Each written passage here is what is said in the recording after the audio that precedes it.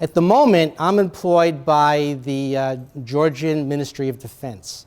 I'm an invited lecturer at the National Defense Academy in Gori. And what often happens is exactly what's happening today.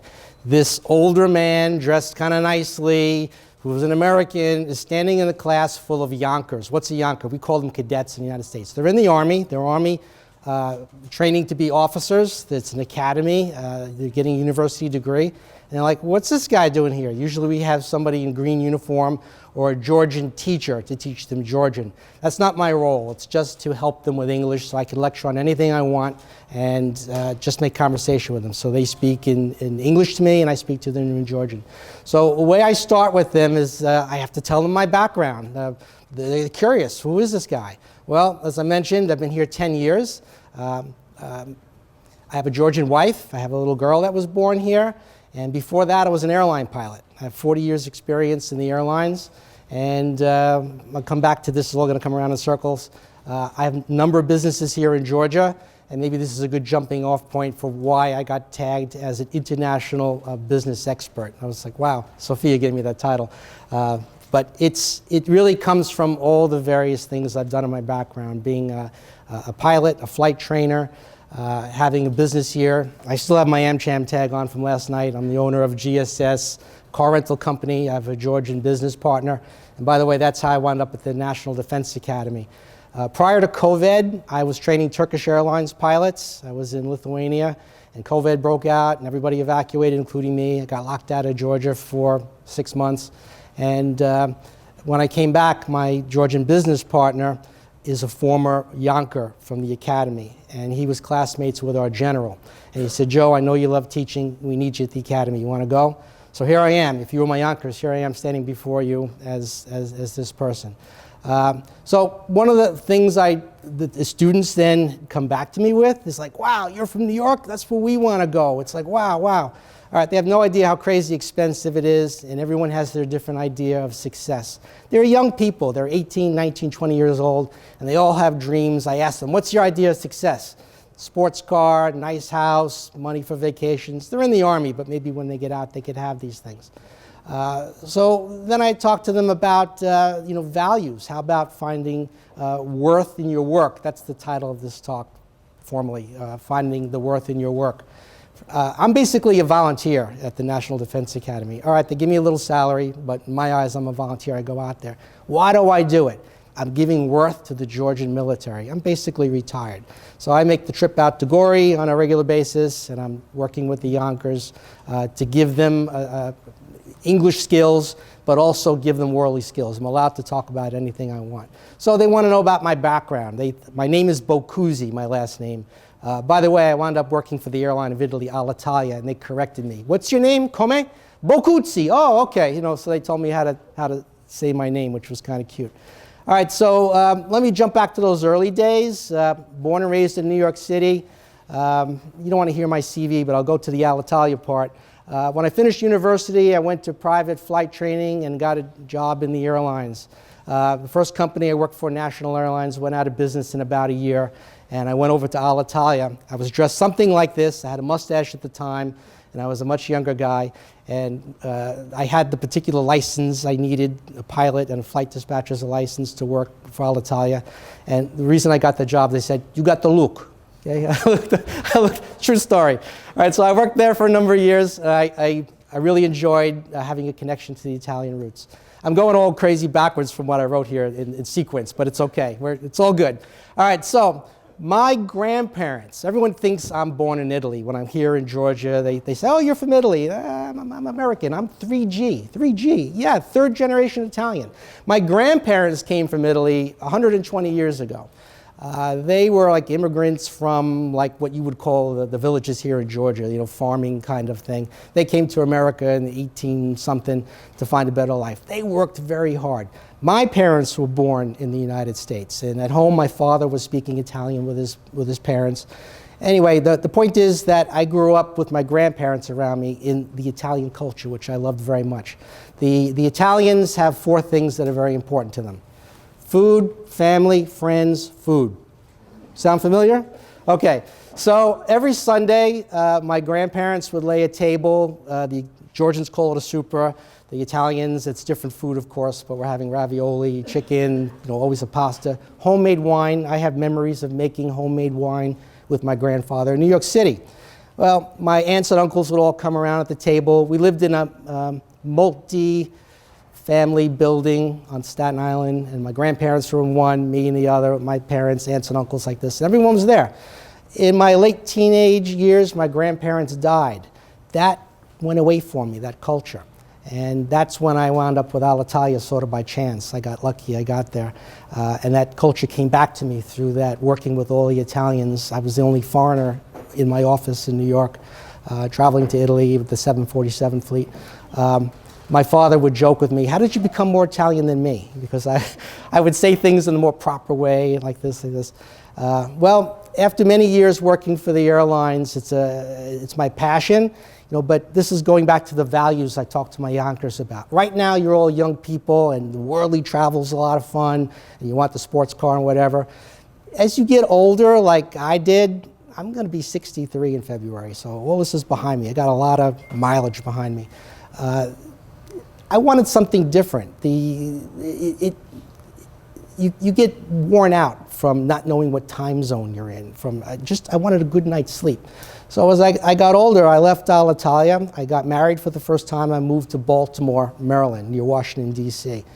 Bunch of stories there. I found a Little Italy there, which I enjoyed very much, and I volunteered on a live radio talk show on AM radio called Ciao Italia. I was one of the co-hosts. And every Saturday afternoon for an hour, we would talk about what? Food, family, friends, food. Nothing serious, okay? We just had a lot of fun. Well, that story ended too, and this is also what I'm telling the Yonkers. In life, you turn the pages of the book, and different things are important to you at different places in your life. I got divorced from that first wife after 24 years of marriage. I should connect the Baltimore, Washington part.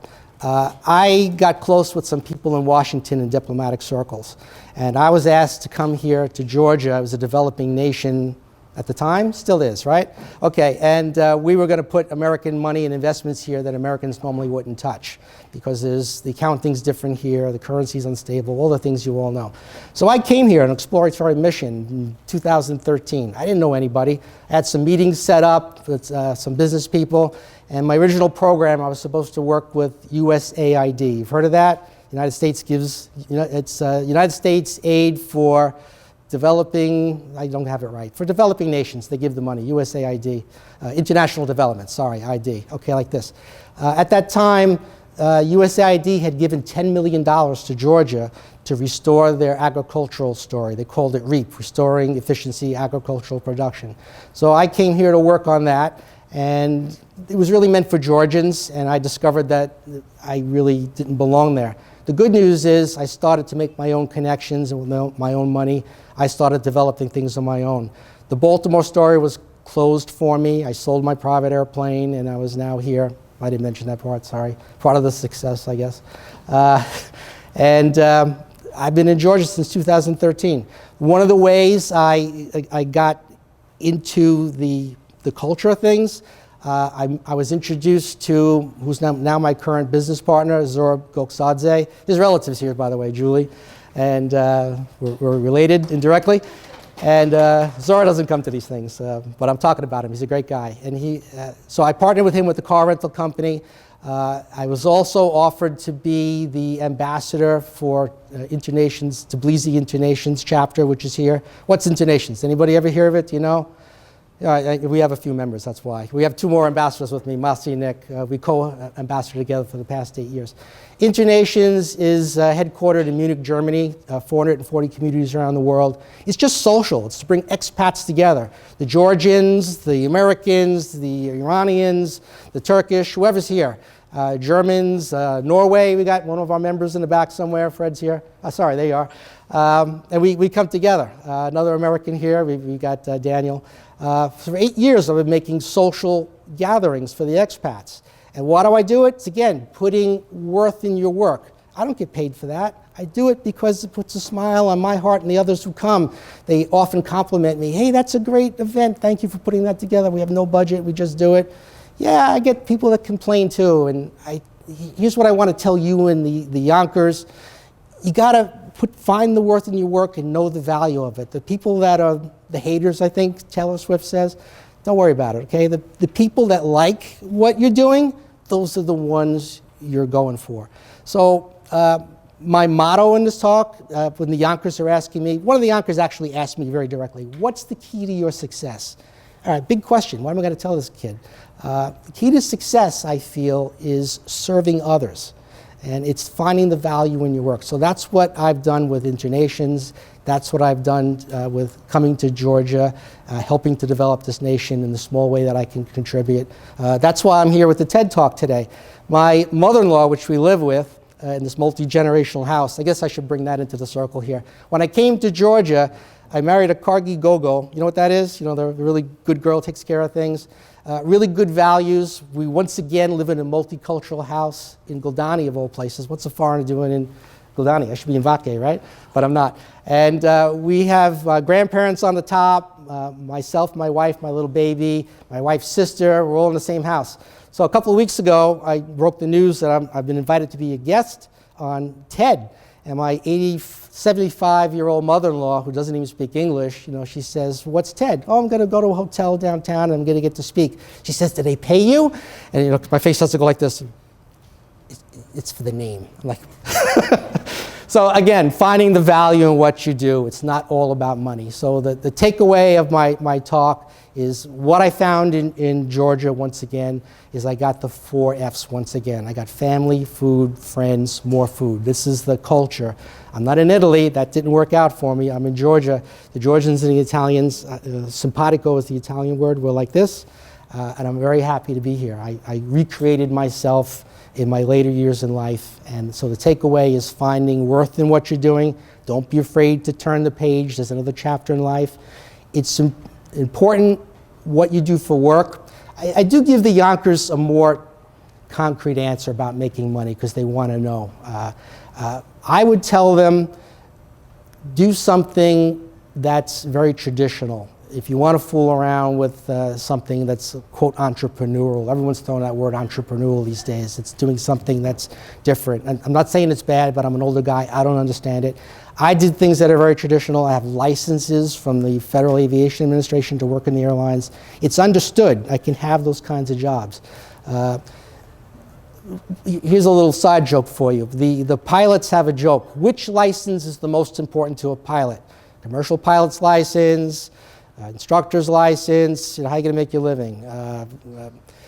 Flight dispatcher, maybe I said that one already, there's like 4 or few. And multi-engine license, instrument rating, and the people look at each other, I go, the license to sell real estate. That's the most important license. Because when the airline goes out of business or you're furloughed, for those who don't know the word furloughed, you're temporarily not employed while the airline is trying to sort their stuff out, you can make a living. So this is my message to the Yonkers, maybe to some of you in the audience. You need some sort of backup for the experiments you might do.